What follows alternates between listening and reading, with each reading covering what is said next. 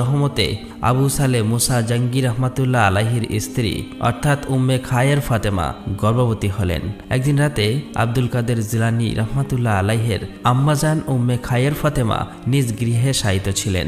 গভীর রজনীতে তিনি স্বপ্ন দেখলেন হজরত আদম আলাইহিসসালামের স্ত্রী হজরত হাওয়া আলাইহিসসালাম তার কাছে উপস্থিত হয়ে বললেন, হে ফাতেমা, তুমি এই ভুবনের এক ভাগ্যবতী নারী। তোমার গর্ভে যে সন্তান আছে সে হবে আউলিয়া কুল্লের শ্রেষ্ঠ গৌসুল আজম আব্দুল কাদের জিলানী। অতএব তুমি খুব সাবধানে জীবন কাটাতে চেষ্টা করবে।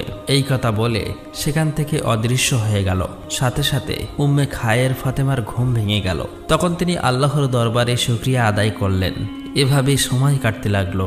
অতঃপর 470 হিজরির পহেলা রমজান ইরানের জিলান প্রদেশের নহিব গ্রামে গৌসুল আজম আব্দুল কাদের জিলানী রহমাতুল্লাহ আলাইহি জন্মগ্রহণ করলেন।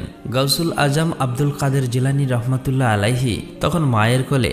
রমজান শুরু হবে, তাই রমজানের চাঁদ দেখার জন্য কতগুলো লোক এক জায়গায় হাজির হলো, কিন্তু আবহাওয়া খারাপ থাকার কারণে রমজানের চাঁদ কেউই দেখতে পেল না। একে অপরের মধ্যে বিতর্ক শুরু হলো। কয়েকজন লোক বলতে লাগলো, রমজানের চাঁদ যেহেতু দেখা যায়নি তাই কাল থেকেই রমজান শুরু হবে। অপরদিকে থাকা কয়েকজন লোক বলল, প্রিয় ভাইয়েরা, আপনারা ভুল বুঝছেন, রমজান আজ থেকে শুরু হয়ে গেছে। এভাবে একে অপরের মধ্যে তর্ক বিতর্ক শুরু হয়ে গেছে। আসলে সত্য কোনটা এটা কেউ বুঝতে পারলেন না। এদিকে গৌসুল আজম আব্দুল কাদের জিলানী রহমাতুল্লাহ আলাইহির আম্মাজান ভালোভাবে লক্ষ্য করে দেখলেন যে তার ছোট্ট শিশু ফজরের আজান থেকে মাগরিব পর্যন্ত একবারের জন্য দুগ্ধপান করেননি, এবং দুগ্ধ দিলেও ছোট শিশু গৌসুল আজম আব্দুল কাদের জিলানী রহমাতুল্লাহ আলাইহি দুধ খেতে চায়নি। তখন তিনি বুঝলেন আসলেই রমজান শুরু হয়ে গেছে। লিখিত আছে এভাবেই আব্দুল কাদের জিলানী প্রথম রমজান থেকে 30 রমজান পর্যন্ত ফজর থেকে মাগরিব পর্যন্ত কখনোই দুগ্ধ পান করতেন না, এবং মাগরিবের পরে আবার দুগ্ধ পান করতেন। এভাবেই ধীরে ধীরে গৌসুল আজম আব্দুল কাদের জিলানী বড় হতে লাগলেন। তখন গৌসুল আজম আব্দুল কাদের জিলানী রহমাতুল্লাহ আলাইহি 4 বছর বয়সে উপনীত হলেন। তখন কোরআন শিক্ষার জন্য তার নানাজান একটি হুজুরের কাছে নিয়ে গেল। প্রথম দিন হুজুর তাকে পড়াতে শুরু করলেন। হুজুর বললেন, পড়ো। আউযু বিল্লাহি মিনাশ শাইতানির রাজিম। এরপরেই গৌসুল আজম আব্দুল কাদের জিলানী বিসমিল্লাহির রহমানির রহিম পড়ার পর 18 পারা কোরআন মুখস্থ বলে দিলেন। এটা দেখে সেই হুজুর একেবারেই হতভম্ব হয়ে গেলেন। তিনি চমকে গেলেন।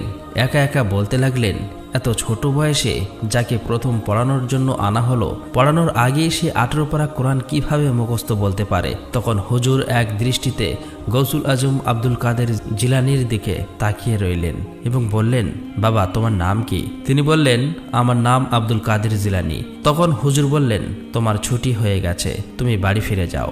অতঃপর গৌসুল আজম আব্দুল কাদের জিলানী বাড়ির দিকে রওনা হলেন। বাড়িতে প্রবেশ করতেই আব্দুল কাদের জিলানীর নানাজান বললেন, কি ব্যাপার? তোমাকে তো হুজুরের কাছে কোরআন শেখার জন্য দিয়ে এসেছিলাম, এত তাড়াতাড়ি বাড়ি ফিরে এসেছো কেন? তখন গৌসুল আজম আব্দুল কাদের জিলানী বললেন, হুজুর আমাকে ছুটি দিয়েছে আর বলছে যাও, তোমার আর পড়তে হবে না। এই কথা শোনা মাত্রই আব্দুল কাদের জিলানীর নানাজান একটি লাঠি নিয়ে তাড়া করতে লাগলেন। দৌড়ে যেতে যেতে কিছু পথ যাওয়ার পর রাস্তার ধারে একটি কবরস্থান দেখতে পেল। আর তখনই গৌসুল আজম আব্দুল কাদের জিলানী রহমাতুল্লাহ আলাইহি কবরবাসীকে উদ্দেশ্য করে বলল, হে কবরের মুর্দারা, তোমরা দেখো আমার নানাজান আমাকে তাড়া করছে, তোমরা সবাই পালাও।